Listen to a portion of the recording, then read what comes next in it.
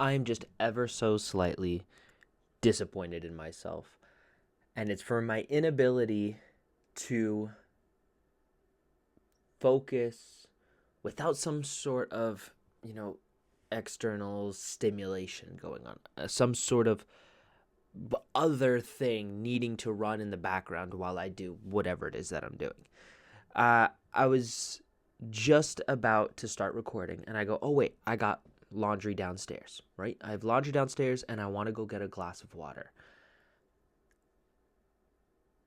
Not only that, I was watching a show at the same time, right? I'm watching a show, having this realization like, okay, gotta record, gotta get started so that I can head to bed shortly. I have work tomorrow.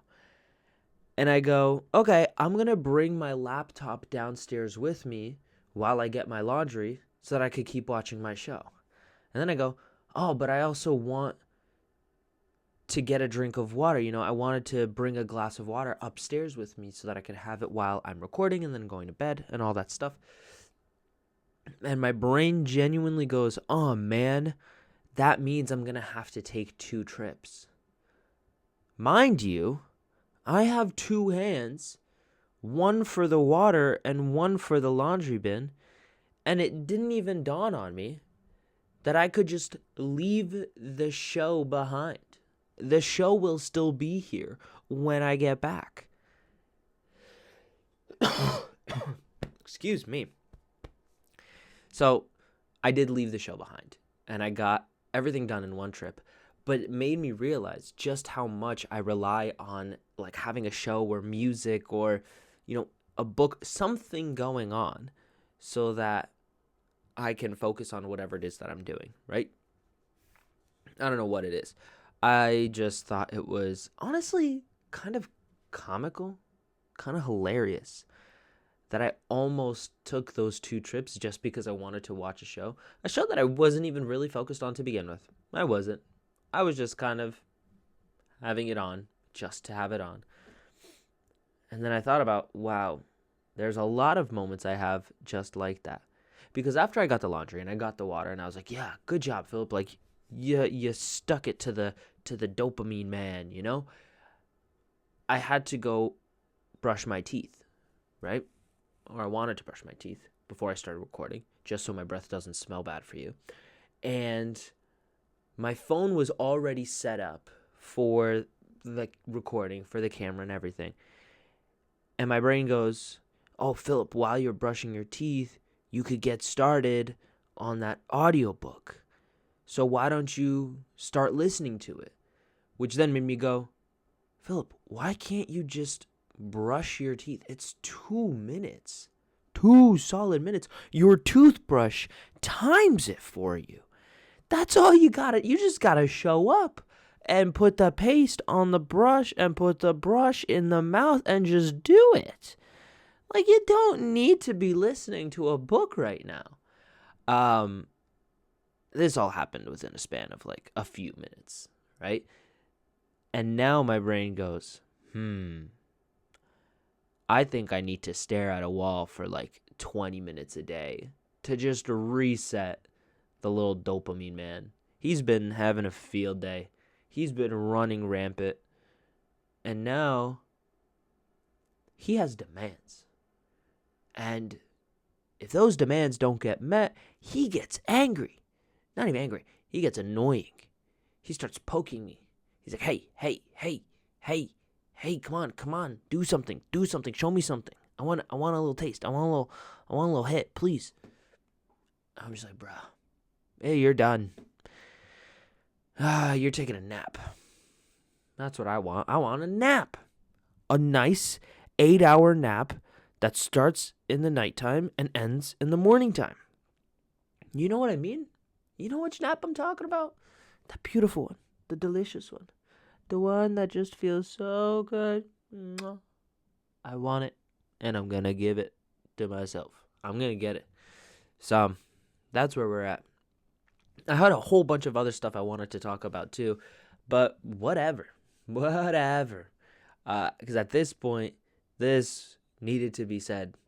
Why? I don't know. Maybe you're fighting your little dopamine man or woman. whatever you choose to have up in that brain of yours. And maybe it's loud. Maybe it's really, really loud to the point that you can't function without succumbing to the pressure, right? Screw peer pressure. You got self pressure. The little one, the intrusive thoughts, that little guy in your head, right? We're each fighting this battle. I think some people do have it easier. Some people have it easier, and some people also have it much harder than I do. I can guarantee that. I'm not at either end. I'm right smack dab in the middle of the bell curve of people dealing with focus and dopamine and all that stuff. Dang, some people got it worse. That's rough. That's truly rough. I think what's even more rough is if you are dealing with the little dopamine man, but you don't know you are. Because at that point, am I about to sneeze?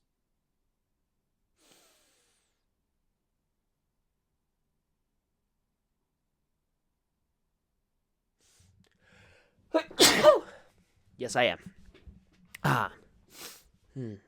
Dopamine man. He got me. He got me. He started tickling my nose. Got me to sneeze. Little mother trucker. Mother trucker, dude. That's messed up. Now I forgot what I was saying. Sick. I was so focused on sneezing. I just wanted to get that sneeze out. I just had to. I needed it. Back to what I was saying. People who have the little dopamine man but don't even know the dopamine man exists. And so they're just listening to it. And it's like operating in the shadows. It's like a little ninja. And yet it's super powerful, super influential, and basically determines what you do all the time, every day. Not knowing about that, I feel like is so much more difficult because it goes to this whole thing about, solving problems, which is you can't solve a problem if you don't know the problem exists, right? Awareness is always the first step. Knowing that there's a problem is always the first step before you can do anything about it. That's why there's times, to the whole like knowing and awareness. That's why there's times that I tell people things that I know will make them uncomfortable, or that I know they might not fully agree with at the time, because sometimes I feel like I am put in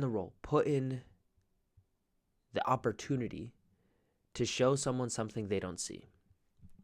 And I say that not to say that I'm a special person in this way, but to say that each of us has an opportunity to share with someone what their blind spots are. We all have them. It's also why I have many incredible people in my life that will see and call out my blind spots. They call them out because it's only in this way can I hope to correct whatever is in my blind spots. So when I get the chance and I notice something within someone that they don't see, good or bad, I point it out. Because sometimes there's a lot of incredible stuff in the blind spots too. That's usually stuff that people have become used to, they feel is normal, but they don't realize is actually extraordinary. Like there's certain qualities of certain people that they go, I've been like this my entire life. But I'm over here saying, there's a long, long list of people who want to be like you in that way, right? Whether it's, creativity, problem solving, whether it's resourcefulness or persistence, like having these different quality traits for some people is normal and for some it's a wish. So I make sure to point those things out too, because it's not just about pointing out the bad. It's about pointing out what people don't see. And once you see it, you can either, practice it and strengthen it consciously, or you can work on fixing it, depending on what it is. Awareness is powerful. And I'm glad that I'm aware of my little dopamine man, because it's when he is loudest that I go, wait a second. What am I doing? What's my end goal here? Today, my end goal was bring the laundry up, and get to bed as fast as possible. Now, what's going to stop me from doing that as fast as possible is if I'm taking a pause every 34 seconds to watch a video, to watch a clip of a video, to watch an entire episode of a show. Like, what? Huh? What? I don't know. Was that a tangent? You gotta let me know. Was it useful? You also gotta let me know. Because sometimes I feel like I'm just talking and talking and talking. Well, that's all these videos are, right? It's just me talking. But I never know what lands. I really don't. And every once in a while, I get surprised by what does. So, if this one stuck, let me know. And if you like this, well, let me know as well. Hit that like button. I don't know if you could, I don't love calling out the like button or subscribing. I appreciate it when people do. I actually really appreciate it. But to ask for it, that's something I'm working on. And that's something I'm aware of. And it's only because I'm aware of it that I'm able to work on it. So, until you and I meet again, just remember to always fill up with the love. And I look forward to seeing you in the next one. I love you.